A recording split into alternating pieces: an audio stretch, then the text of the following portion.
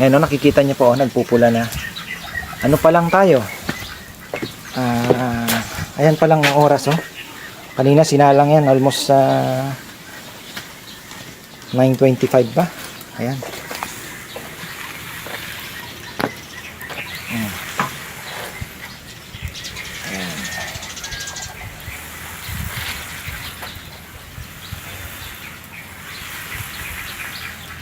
Ayan, tuloy-tuloy lang po, no?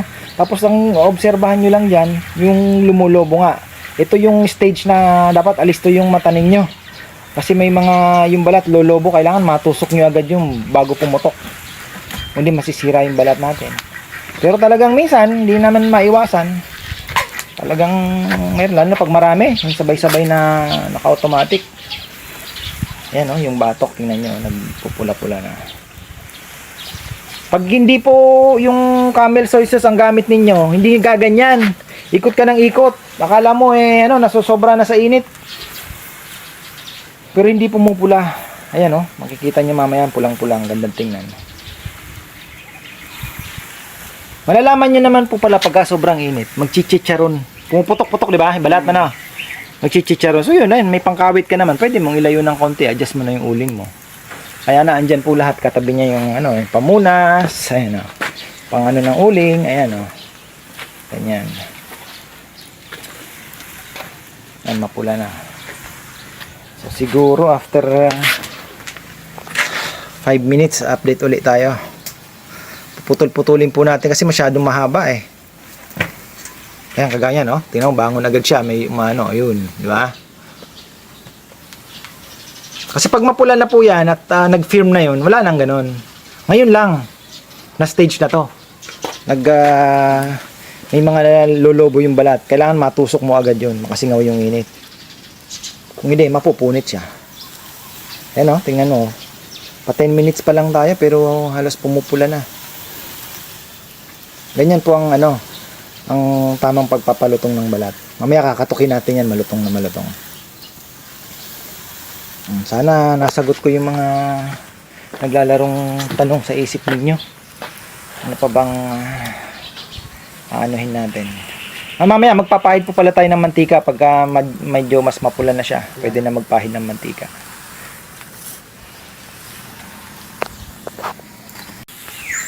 Ayan, after 10 minutes, tingnan nyo po, oh.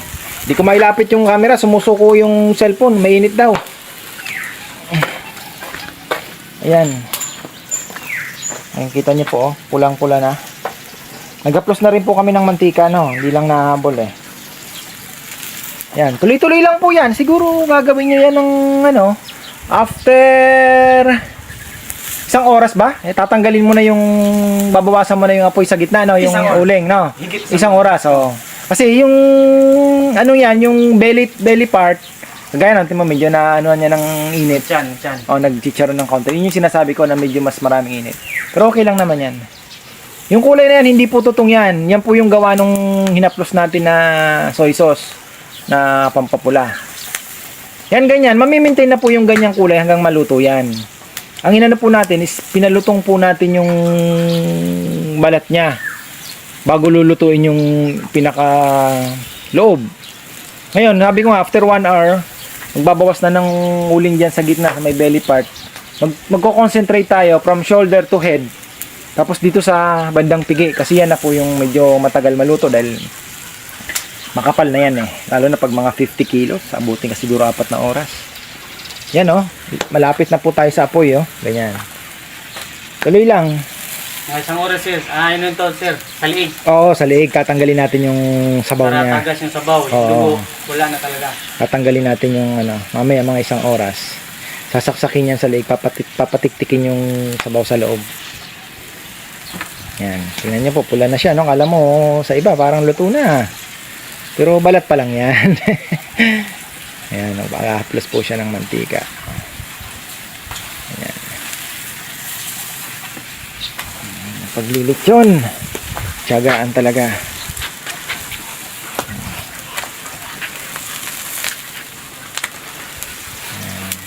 Bango po niyan. Mga ricado natin inilagay, mabango. Yan po yung oras, oh. Tingnan nyo, nasa 20 minutes, wala pa. Ganun, ano? 25 minutes. Ganyan na po yung kulay. Yung iba, natatakot magganyan. Bakit matututong ganyan? Huwag po kayo matakot. Yan ang laging sinabi sa akin ng aking mentor. Huwag kayo matakot. Ayun po yung aming mga kulungan, no? Tingnan nyo. Yun, mula doon. Dito. Hanggang doon. Ayan, kulungan po yan lahat. 0. Wala pong laman yan ngayon. Kami po ay namimili-mili na lang ng baboy. Yan. Yan, tuloy-tuloy na po yan. Mamaya ay ano natin uli, update uli tayo kasi mahaba masyado.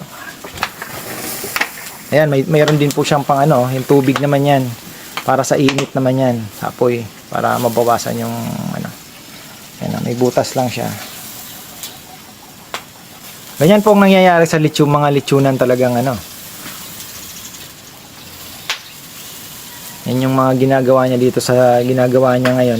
Yan din yung practice nila sa Cebu. Yung mantika, pwede niyo pong ilagay sa spray bottle. Sa mga maramihang lechonan, ayun na ng punas-punas. Parang spray bottle na lang, sinusumpitan na lang. Pero yan, tayo punas-punas kasi maganda din po ang punas. Ayan, kaganyan, may nag-apoy. O, di ba? Mga maliit na technique. Yan, puputulin po natin. Update ulit tayo after siguro 30 minutes. Yan po yung oras. Teka, nakakalimutan ko. Kailangan pala natin katukin at ipakita ko sa inyo na talagang malutong na yung balat. Yan, malutong na po yan. Yan o. Malutong na po lahat. Wala pang 30 minutes yan ha. Tsaka pula na lahat, pwede na tanggalin yung tusok. Oo, kasi mapula na, hindi na po maglolobo yan. Ayun. Ay, mga ganon. Ayan po yung oras natin, nakamonitor tayo para at least na-imagine ninyo yung ano, yung 30 minutes. 30 minutes lang pala, kailangan mapula na. Ayan, putulin po uli natin ano. Ayan, 10 o'clock. Update ulit tayo. Ayan. Kulay niya, oh. Pulang-pula lang. Alam mo, luto na. Yan. Punas lang po tayo ng punas. Siguro yung ganyang baboy, mga kalahati litrong mantika din po ang ano niya. Pero yung iba, yung sariling mantika niya, pwede rin yan pag medyo mataba ang baboy. Yung iba, yung trampilya niya, kinukuha. Inilalagay na dun sa, ano, yun ang pinapamantika. Yun naman ang kanya-kanyang style. Yan. Importante po kasi sa paglilitsyon, unang-una, alam mo kung anong oras mo sinalang. Alam mo yung size ng baboy mo. Tapos, pangalawa, dapat makuha mo yung tamang init na pumapasok siya sa loob. Kahit 5 oras po natin iikot yan, kung ang init hindi sapat, hilaw pa rin po ang loob. Ganun po ang mangyayari. Minsan, sabihin yung mga nagluluto lang sa mga, may mga birthday, tayo na lang, mabilis lang maglitsyon. Hindi po ganun kadali. Kailangan po ng pandinig, mata, at syempre yung pakiramdam mo na experience din po kasi. Alam mong, gaya no, yung tunog po nung baboy, alam mong pumapasok yung init nung baga na nilalagay mo. Kasi, pag hindi po nakapasok, lalo na yung shoulder part at yung pigi, kahit 5 oras po tayo nag-iikot, hilaw yan. Pag ano nyo ng pagputol nyo ng ulo, bakit 5 oras, hilaw pa din. Kasi yung init nga, hindi na nagkulang. Kaya po, ayan, ang purpose natin, ayan, malapit po siya sa apoy. Bukod sa tipid na sa uling, yan po, 1/4 pa lang na uling ang nakonsumo natin.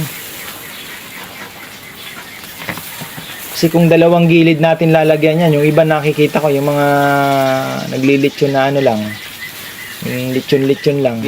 Oo, 2 gilid. Napakaksaya po noon. Kung papaikutin mo yan, baka isang sako kulang. Kung magninegosyo ka, patay ka na. Uling pa lang. Lugi ka na.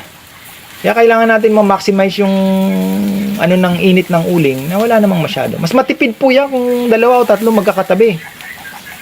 Kasi yung init nito, makakuha